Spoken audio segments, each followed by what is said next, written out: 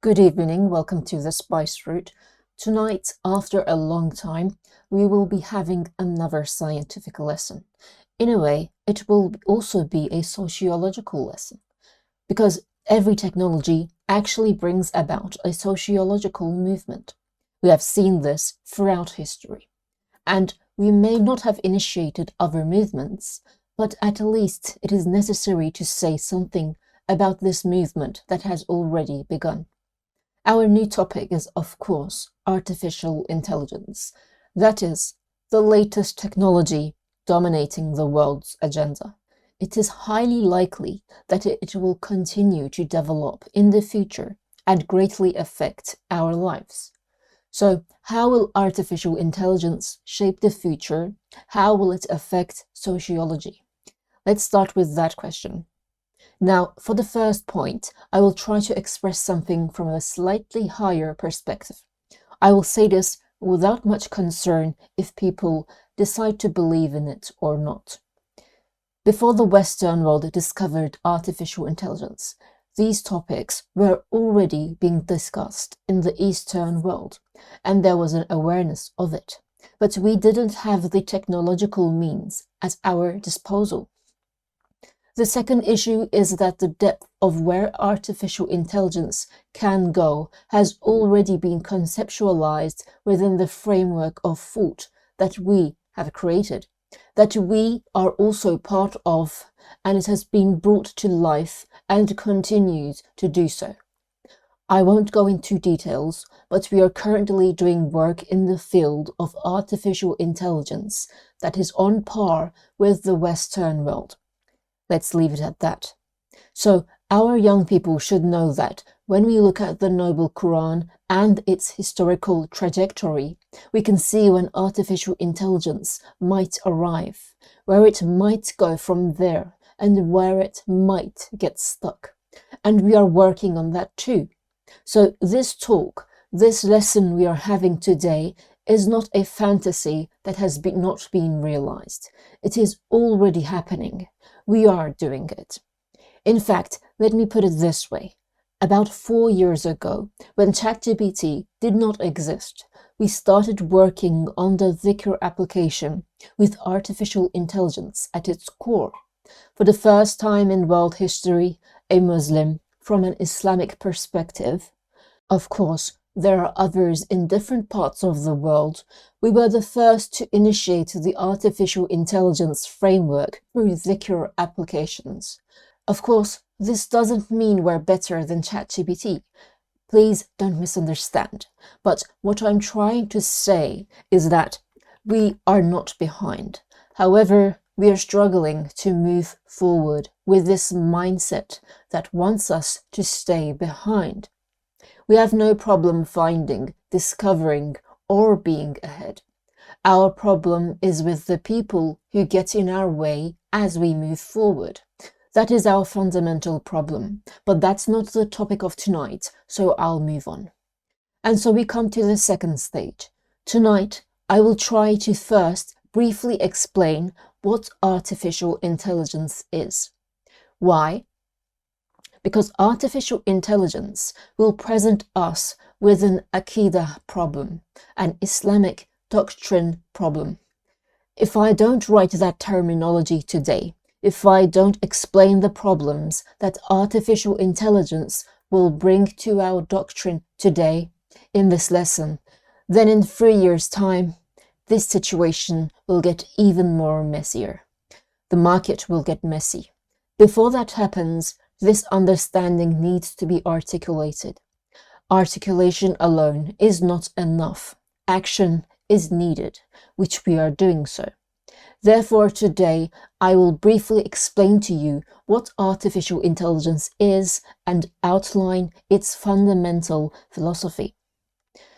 Artificial intelligence emerged in previous years from a group, a think tank in the Western world, once again whilst researching an Islamic value.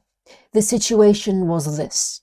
Jesus Christ, as they say, Prophet Isa, has no father. We Christians believe he's the Son of God. However, the Islamic world says, No, he is not the son of Allah. This is a divine miracle that came about for a gift that Allah Almighty gave to the Virgin Mary. That's how it happened. So if this is what they say, how did this DNA sequence come about? When they asked this in a lecture we gave 7-8 years ago, we tried to explain the following with the science and knowledge we had acquired from our teachers. The birth of Jesus, son of Mary, as a child without a father, came about through Allah saying, "Be," and it came to be. Okay, what interests me is this. It is such an interesting event that Jesus will return to earth. There are very philosophical depths to this event. I will try to explain it simply so that everyone can understand.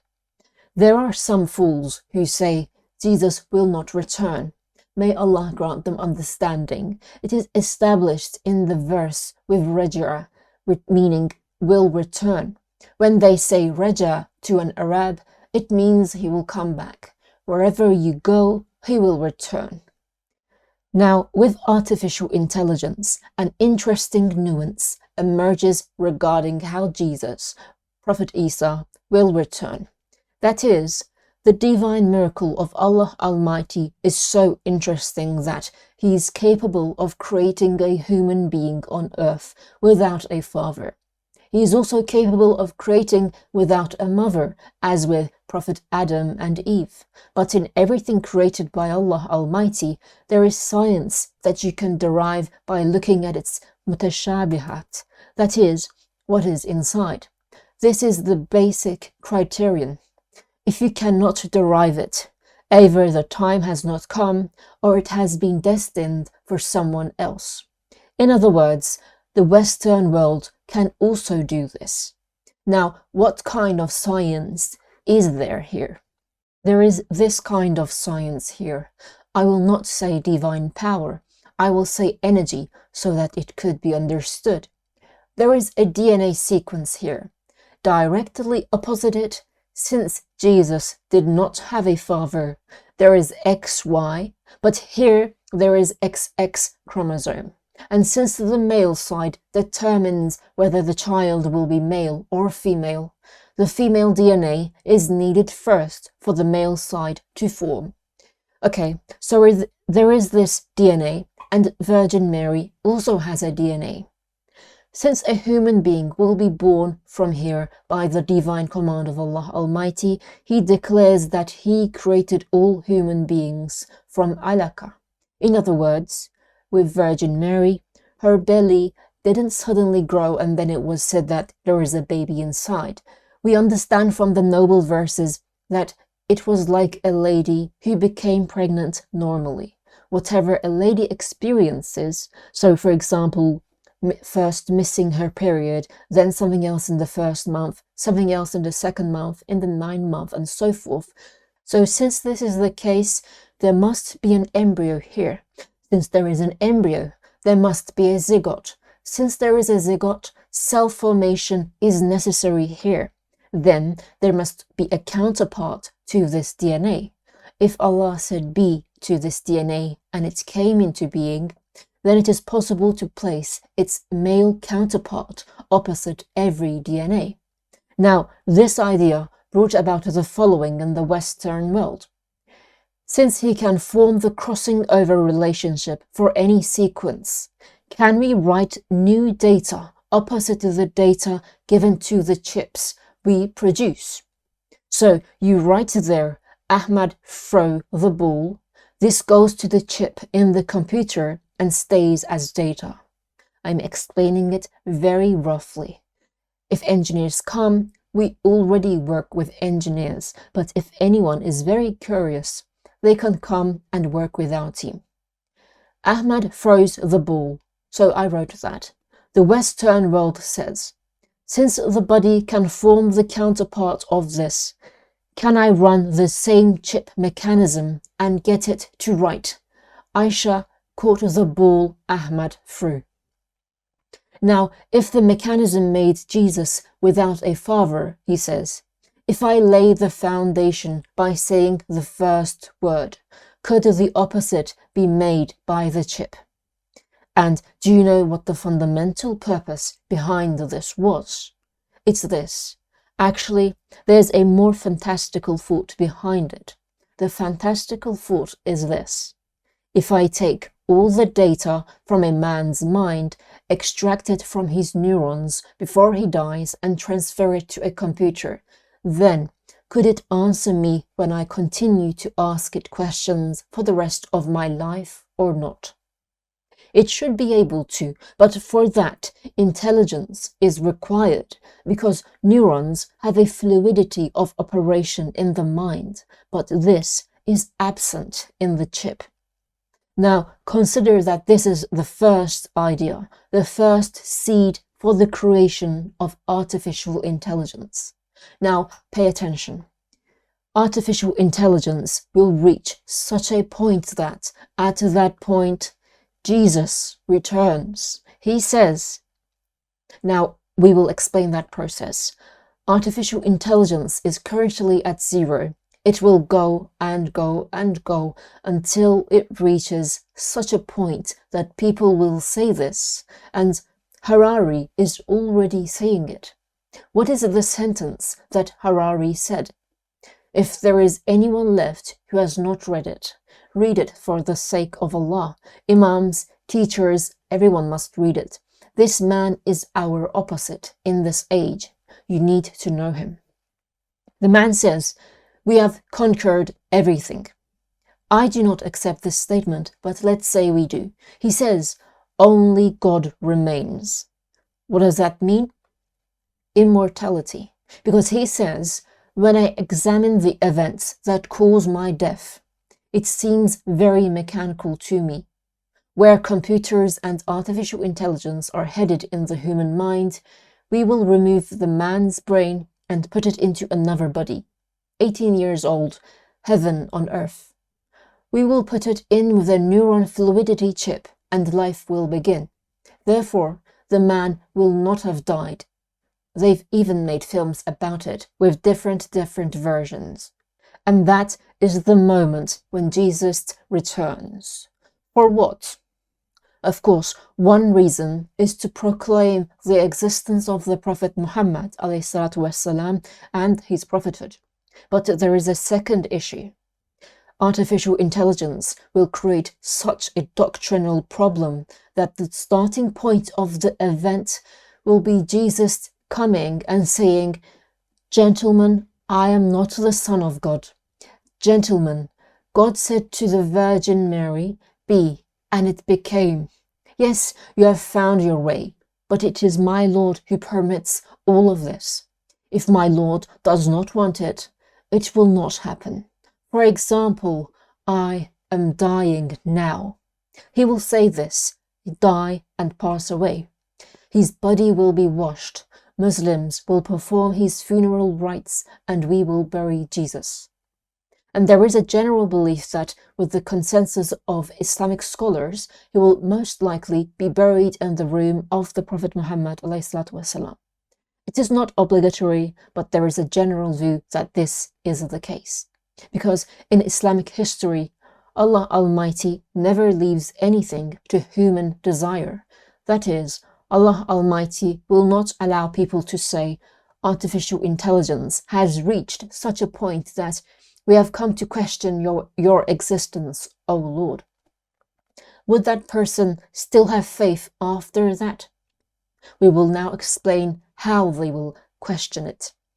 And right at that moment, Jesus will come and say, brothers, gentlemen, O Ummah, I am the Ummah of Muhammad. Didn't you start this matter with me? Yes. I have returned. Look, I am mortal. If Allah wants me to die, your machines, cannot keep me alive. So what I'm going to try to do today, in a very brief way, is to explain what artificial intelligence is. I'll explain the process and say that here, here, and here, we're going to stray from religion. By we, I mean we may not be able to see this, but with the technological revolution, Is there a possibility that this will take 300 years or so? I don't know. Allah knows. But it's progressing so fast that, if you've noticed, when ChatGPT 1.0 first came out, it was spouting 50 nonsense things. Now it spouts only 5. So they set out on this path, and that's how the idea started. Of course, the initial idea couldn't be made functional right away. The ChatGPT you see today is not artificial intelligence. The ChatGPT you see is an application that has gained the functionality of what we call deep learning and deep searching. What does that mean? Under normal circumstances, we would type into Google, we would ask, what is a pen? It would give us an answer. A pen is a tool used for writing. When you ask it now, what is a pen? It goes much deeper, gathering together all the articles people have written about pens and giving you a meaningful answer. Now, I'm going to talk about a much deeper subject. The interesting thing is that currently, no artificial intelligence expert on Earth has been able to discover how the chip inside of the data processing card performs this operation. Do you know how? Just as sperm goes to the womb, enters the egg, and life begins. That's the picture. Has anyone seen the spirit arrive? No. But we say, biologists say, life began. We say, Allah gave it a spirit. Has anyone seen it? No. But the person comes to life or doesn't, dies, is thrown away or aborted. We know how it happens right now, but only we know. They don't. The data goes to the chip. The data really does the deep learning, deep searching with the Python code they wrote inside. But no one knows how it gives the result of that process. That's why some Western countries say, we don't know where AI is going. The fear comes from there. They did something to the chip, but no one has figured out how they did it. When you don't know how it works, you fear spirits, you fear jinn, you fear angels, you fear Allah, and that's what it's like. You don't know. Okay, now we've come to this point. This is the point they want to reach in the next 2 or 3 years. What use is this AI to us right now? AI isn't a bad thing. It's a very good thing and a very useful thing. I can get 10 tasks done in a second. Editing, video production, data analysis. Let's say you need to analyze a company's accounts and produce a report. Depending on the size of the company, this could take anywhere from a day to a month. But for ChatGPT, it takes 30 seconds. Where should you cut costs? How you should do it? Because it does it so quickly, that's the difference. Fast processing. Now after that, the man is waiting for this. Can this man bring me suggestions? In other words, can it learn and improve itself? Yes, it can, but what is the next process after this? Our chip's speed cannot keep up with the next process. Therefore, we will reach the end of silicon chips. Once we reach the end of silicon chips, we will have to work with cells. I'm saying we've started, and they're still yet to come. Once you start working with cells, this happens. Programmable nucleotides. You program the man's cell, and the man's cell starts performing its function according to this code. What will this lead to? It will lead to this. We will have something that is half robot, half animal. Half robot, half human. Half robot, half something else, and it will be intelligent. And as I said at the beginning, they will start to say, we did it, about something they don't understand how it came to be, and that is the first aqidah problem. They will say, we created something. Think about it. We made the cells come together technically it's possible. We taught it what it needed to do initially. It continued to learn, and it learned very quickly. It's smarter than us. So imagine a child being born and becoming a doctor at 40 days old. A child being born and becoming an athlete a week later, starting to run. Oh, so the moment they say this, we did this, that's the first aqidah problem. And from here, from now, I'm telling to those that will come in the future. Gentlemen, the foundation of the problem in doctrine is this. You only produced a machine with flesh. What is it like? You can't kill a lizard by cutting off its tail. To that which you cannot kill when you tear a piece off of it, you cannot give life to when you add a piece. This is not called the principle of life, because eventually what is essential is whether you believe or not, and freedom of belief is essential.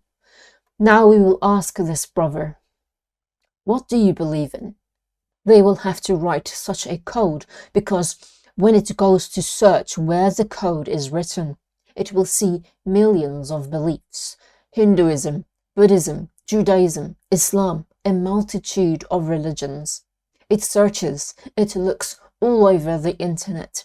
In fact, it even checks our mobile phones, listens to our conversations, walks the streets, and so on. It goes to the mosque, goes to the church. It will start to match. Each of its actions will either have its own belief. Now, each of the first types of robots they make will have their own religion. Artificial religions. After a while, inevitably, artificial religions, every device you make will start to believe in something different. One will say, there are two gods, far from it. One will say, there is no prophet, there are angels. This one will say this, the other will say that, and so forth. But one day, these will fight each other or be forced to believe in a single religion. So a prophet will have to emerge from within transhumanism. But who will code the prophet? The United Nations, the Jews, the Muslims? And I say, brothers, we need to bring out the artificial intelligence legislation from now. Whoever writes this law today will save their faith tomorrow. So this is another problematic issue. Robots should not get involved in matters of faith. Okay, but if this robot doesn't believe, it won't do the job it doesn't believe in. For example, you can't make this man love a pen because he doesn't believe in it either. There's a very subtle point that people have lost and don't know. It's mind-boggling. Whether people believe in something or not, they love and hate things because of what they believe and don't believe in. An atheist who says, I reject Allah, loves and hates things based on a belief that arises from that. A man who has faith in Allah and accepts the Prophet also believes and loves things based on that. Right, so do you know what there is here? The power of faith. So artificial intelligence will go to the strongest among them.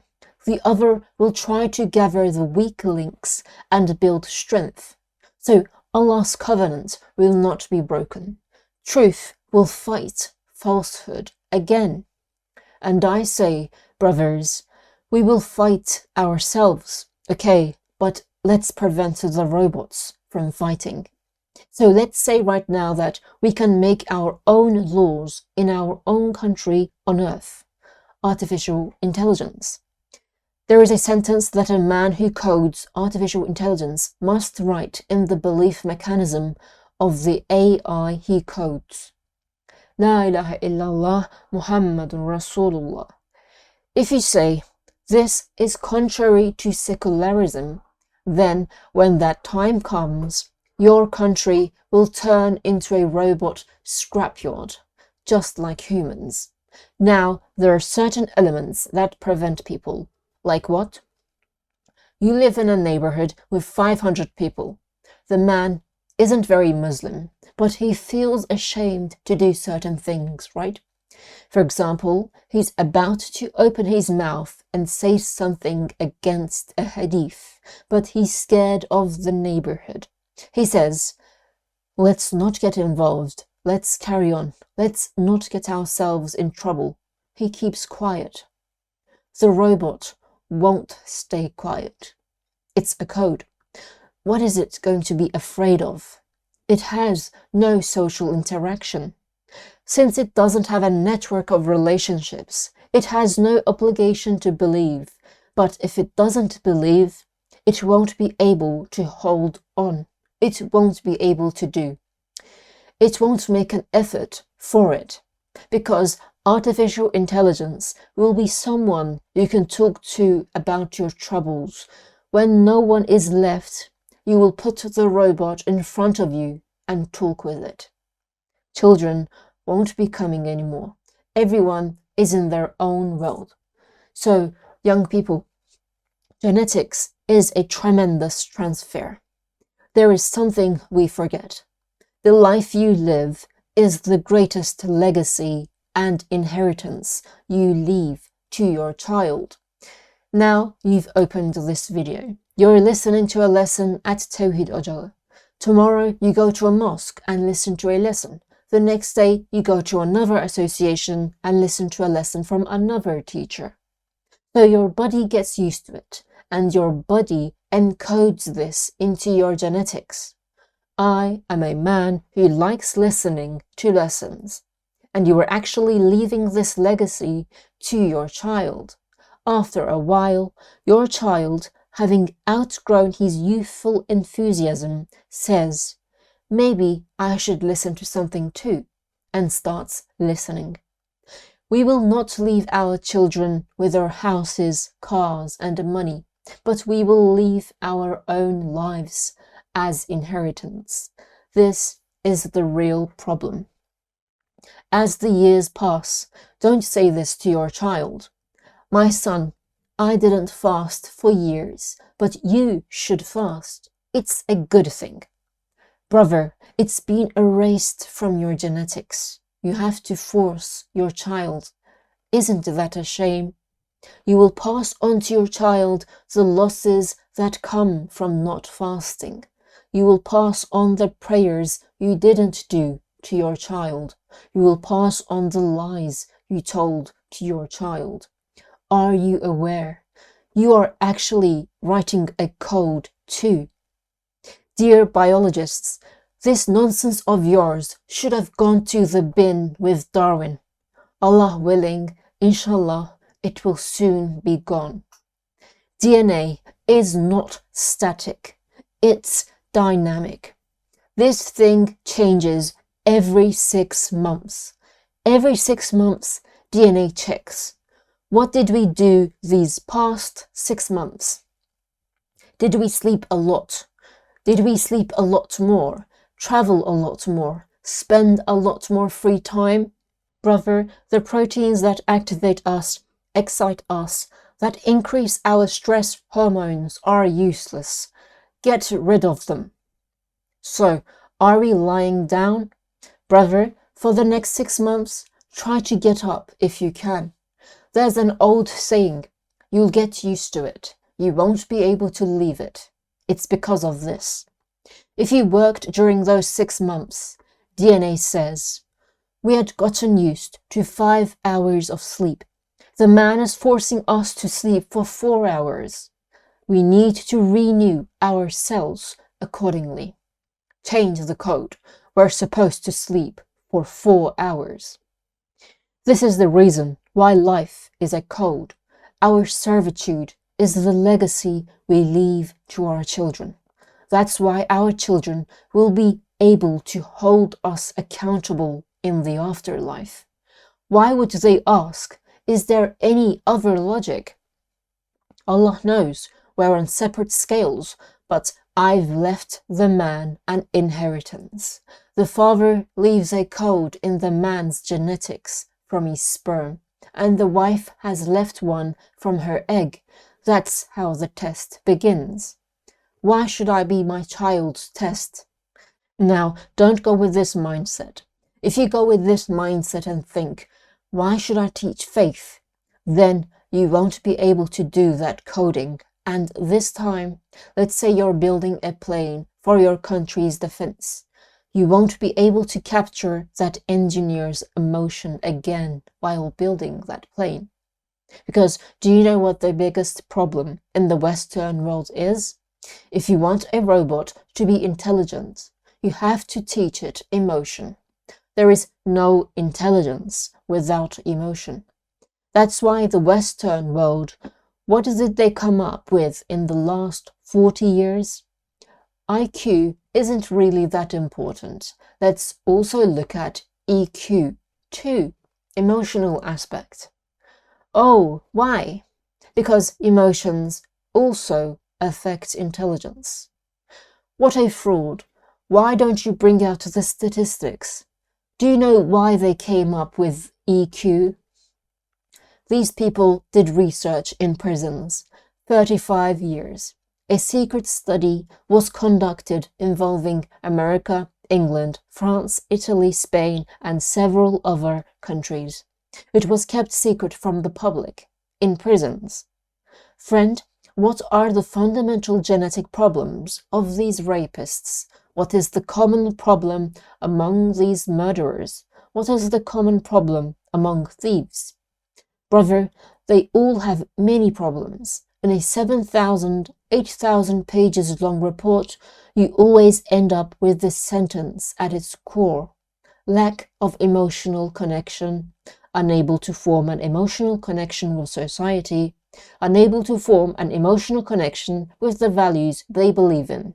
Their emotional ties with their family have been severed, or they have been unable to form them, etc., etc.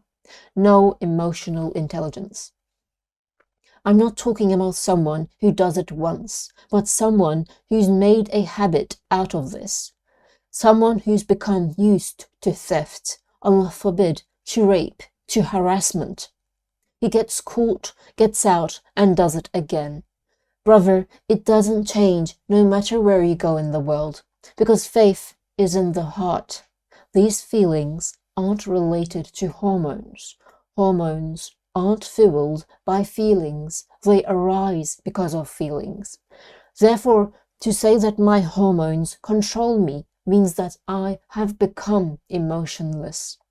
Emotions are a form of intelligence far above hormones, and you cannot find a single human being on earth who is very intelligent but emotionless.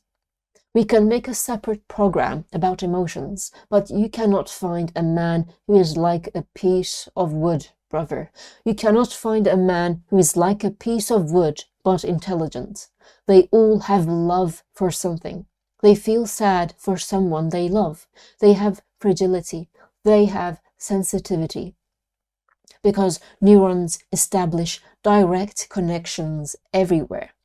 For example, you teach a child that 2 times 2 equals 4, and that's how AI emerged anyway. From here to here, he just repeats.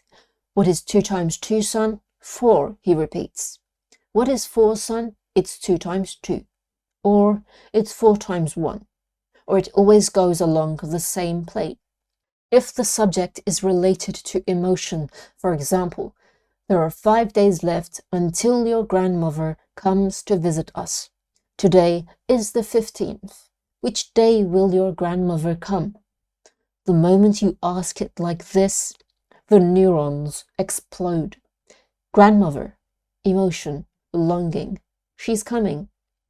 The topic isn't 15 plus 5. Then turn to the man and say, divide 20 by 5, and he does it instantly.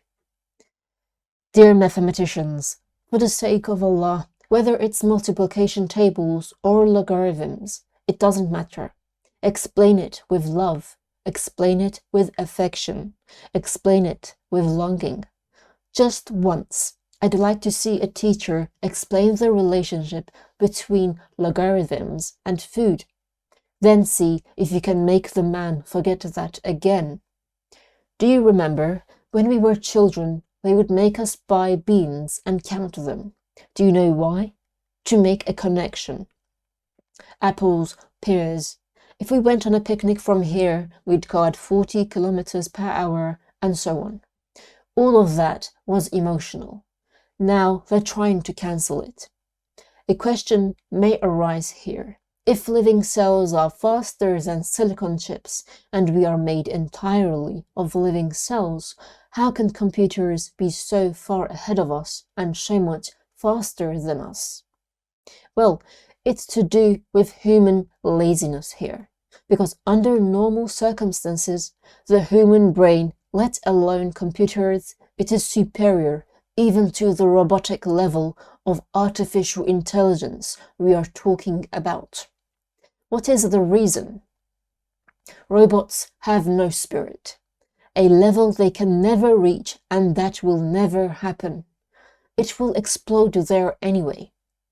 One day, they will call those people saints. Why? Robots will come, and the man is doing something crazy in front of you. If a man truly believes in Allah, he can burn that robot's chip. The other one won't be able to burn it, because a robot can't learn to refuse, even if you give it emotions. Only humans can say la, no. Look, all animals say this in the world we live in today. Allah exists. We say la ilaha. We know the entire universe. You can know our Lord by one of these names. You can say Allah is Rahman. What do cats say? Allah is Rahim, Rahim, Rahim, Rahim. The crow says this, the bird says this. The human says, I have looked at all of you. You all know my Lord in some way, but I, because Allah has given me a trust, say, La ilaha illallah. I see everything you see. I add to it, my friend. None of you can be a god. That is why the kalima tawhid was given to humans. The other cannot bear it anyway. What will the ant say la to anyway? It already knows one thing. It knows its Lord. It only does the dhikr of him with the command given to it by its Lord. So we can say that all beliefs begin with acceptance. Man's begins with rejection. It says to man, I have given you a mind and I have given you a nafs. That is such a nafs that you can call anything that comes in front of you a god. You can call an idol a god, a woman a god, money a god, a robot a god, technology a god. You can say it, but, he says, whenever you say La ilaha, with that spiritual truth, with that faith, then it will work. That's why a robot cannot say La. So the man who says this, there will be a time on earth where one day those who say La ilaha illallah will be called an awliya. Only this can destroy the robot. In that case, brothers, there's no need for this obsession. We need to write the law for this. You either write the law of saying La into this artificial intelligence today, or if you do not, you will end up in those films you've seen. Why? You'll go to court. They'll put artificial intelligence there. They'll put AI there. They'll leave the Supreme Court at the top. Whenever the turn comes for those who object, the AI will listen. Prosecutor, speak. My dear, speak. You speak too. Bring the evidence. And then a quick search. Write 80 years. Off you go. That's it. Very simple. Their trials have started, by the way. This is not a scary thing. What is scary is that if the man who will write this law for this does not teach it to say la, it will cut off the hand of every thief. In Islam, however, the hand of every thief is not cut off. If you steal during the day, your hand is not cut off. If you steal because you are hungry, your hand is not cut off. There are nearly 200 reasons. In fact, in Islamic history, only 2 people had their hands cut off at max. Despite this, they talk about what a terrible thing the Sharia is. In 100 years, you put millions of people in and out of prison for theft. The prisons are overflowing. In my history, 2 men had their hands cut off. How terrible is this Sharia law? If you learn Sharia from that jihadist, that Salafi, that Wahhabi, that fool who also calls him Tawheed, this is what happens. And if you sit down and study it with him, debate it with him, this is what happens. Artificial intelligence will produce solutions. Our lives are not solution-oriented. Look, young people, living solution-oriented. There are some things we cannot solve. We have to accept that. My father died. Let's approach the situation solution-oriented. How can I approach it? The man is dead. He's gone. What am I going to solve? The man is gone. Well, I divorced my spouse. Let's solve the problem. Brother, if you're divorced, if it's over, how are you going to solve it? 2 partners have separated. The person you loved has left you. Your closest friend has betrayed you. What solution is there to that? Am I going to say, look, if you don't betray me again, we can work it out? What am I going to say? I've been stabbed in the back once. Am I going to be stabbed again? There are some things in our lives that we don't have to solve. We have to accept them. Acceptance comes from Allah. Where do I put fate then? Is fate a solution-oriented thing? It is an acceptance-oriented thing. You accept. Allah has given us this calamity. Now, look at the aqidah problem in the hospitals. A man goes to the doctor. The doctor prescribes medicine. He doesn't get better. He goes again and again and again. I must get better, he says. What if Allah has decreed your cure to be death? This servant of mine will suffer from this illness for 5 years, and he will die at the end of the 5th year. If Allah wants it to be like this, should I not seek my cure? Seek it, but seek it with this awareness. Don't say, someone will definitely give me my cure. Allah gives the cure.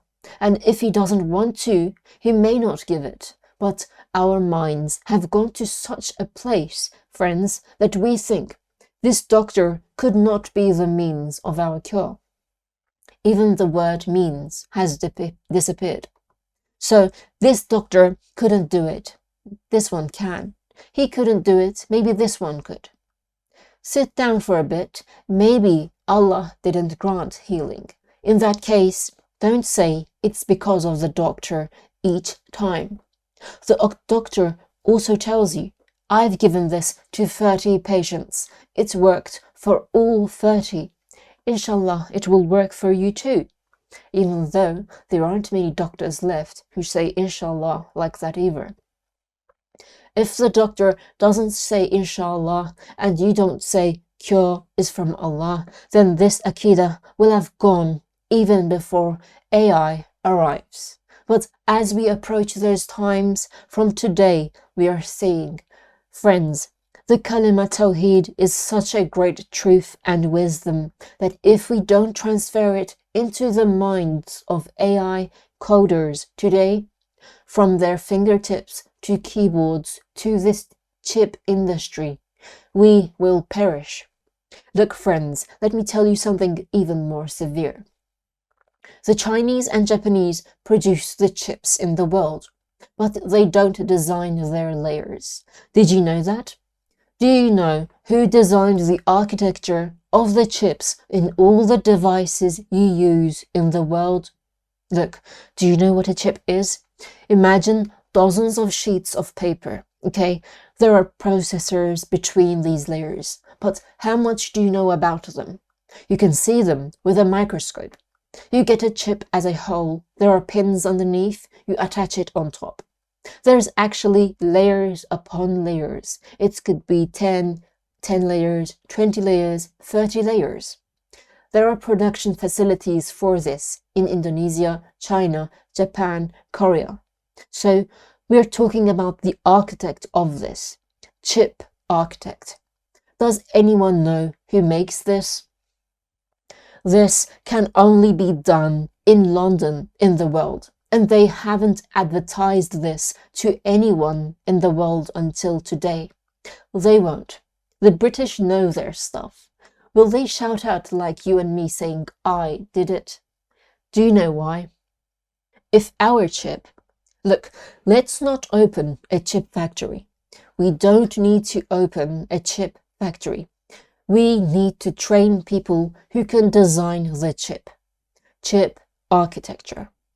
Because if in one of those layers, when the data sequence reaches your layer and the subject is related to faith, I put in the La ilaha illallah layer, my device will work. It will work without breaking. But what will the Englishman's device say? Brothers, it will say, "How are you feeling today?" The artificial intelligence will ask. "I'm very tired." Then, yesterday, remember you set the clock and told me to wake you up 5 times a day. You told me to set an alarm saying, "Pray," so I did. If you're tired today, don't pray, because I saw a verse, I saw a hadith while searching. Allah is very merciful. You're tired, don't pray. It will say, and everyone will start living their own artificial religion. Let's not produce chips. Let's raise the child who will design the chip.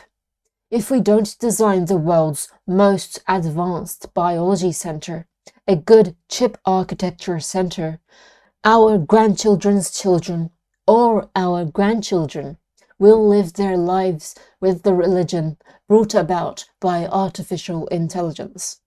Or they will throw a hammer at the robot's head with the sayings left by their grandparents, saying, "How can this be possible, oh robot?" They will say, "I heard from my grandfather such a thing is not possible." Or they will say, "This giant artificial intelligence, this robot, has probably read more than my grandfather. What if my grandfather read 10,000 books? This robot has probably read 100 million. It knows better than you and me." That's what they'll say. Then, friends, the issue isn't production. The issue is the workshop setup. What made Ford great in the world wasn't that he produced cars. They told you wrong. They deceived you. What made Ford superior was that he was the first man in the world to write down the technique of car production. Before that, when they produced cars, they put the chassis, the base frame of cars, on tables. Everyone came, attached something and left. Attached something and left. For the first time in the world, Ford said, "Why are people walking? Let it run on rails, and while the chassis is running on rails, everyone can attach something from where they stand." Ford never made the most advanced car in the world, but this system he invented made Ford what it is. Brothers, we cannot get anywhere in the new century by doing something parallel to the established system. In the new century, if you write the new, then you exist. And this religion allows us to do something new every year, every second, every moment, repeatedly. We have the ability to write the new, and we have written it before. If we don't do this, it's very simple. I've tried to explain it using very rough terms. May Allah wake us up before those days arrive. I'd like to share one of the questions that came during this lesson, and then we'll end the lesson. The question asked is regarding the application of information. It asks, I've realized that doing too much research and reading too many books, watching too many videos, and consuming too much content is of no use. How can we apply what we learn to our lives in a useful, more practical way? Answer. First thing, brother, code 1. You will read the seerah first, the life of the Prophet. A man who does not know his Prophet cannot do anything. First, the seerah, and not just once, but 10 times, 15 times, 20 times, and by diversifying the reliable sources, that is, from all Sunni sources. Without this, a Muslim cannot truly understand the Noble Quran. The Noble Quran will say war. Which one is it? Badr, Uhud, or the trench? The Noble Quran will say hijrah. What is hijrah? There are Muslims who do not know hijrah. What will a Muslim who does not know hijrah understand from the hijrah verse in the Noble Quran? Li'ilafi Quraysh. There is something called Quraysh. What is that? If you haven't read the seerah, it doesn't say. What is needed after that? Tafsir, not the translation. Tafsir. So again, from the Ahlul Sunnah scholars you know, the classics, there are 6-volume editions, 3-volume editions, 10-volume, 20-volume editions. So, have you read the tafsir as well, brother? Right. Then we will ask your profession. Let's say you are a lawyer. Now, Islam says, 1. Your religion must be good. 2. Your profession must be good. Now, my first condition in my religion is La ilaha illallah Muhammadun Rasulullah. I need to know Allah, I need to know my Prophet. I read the seerah, I read the tafsir of the Noble Quran. I know Allah, I know my Prophet, good. Now I need to add this. If I am a lawyer, it is not a matter of memorizing the laws. How does the legal system work in the world? What state will the lawyer profession come to in 10 years? Am I ready for 10 years from now? Because Hazrat Ali tells us, prepare your children, not for today, but according to the future. Now, let's say my child is 10 years old.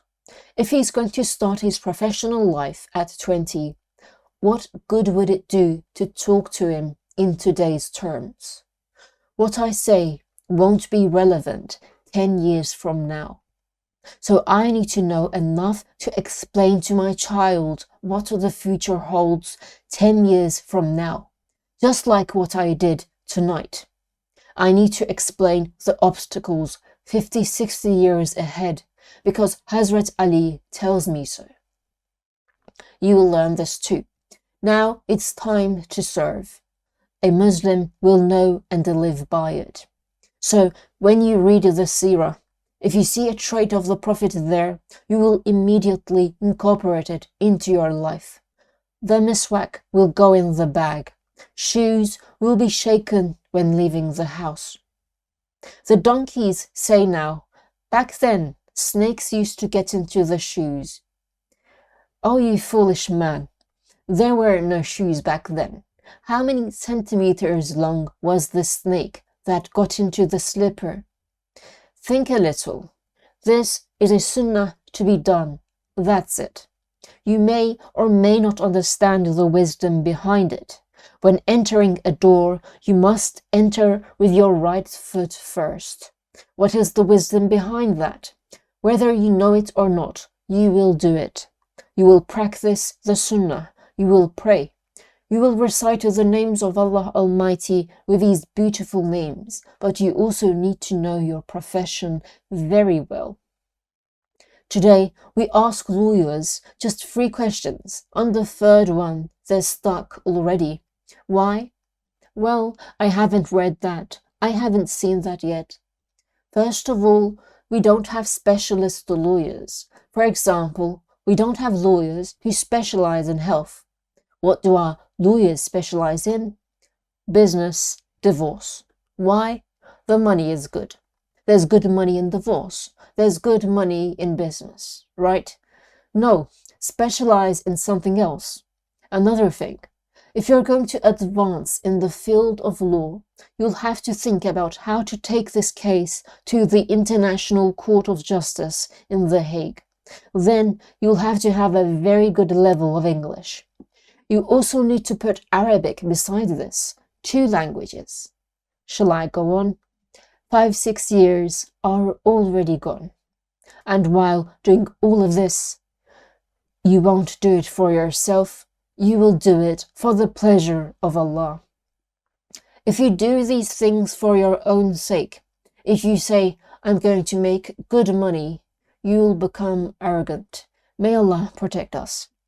I'm doing all of this for Allah's pleasure. I'm doing it to become a better person. I'm doing it to provide my family with halal sustenance, to pass on halal genetics to my children without wronging anyone or breaking the law. That's the end of the lesson. May Allah protect you all. Pray for us. We await your prayers.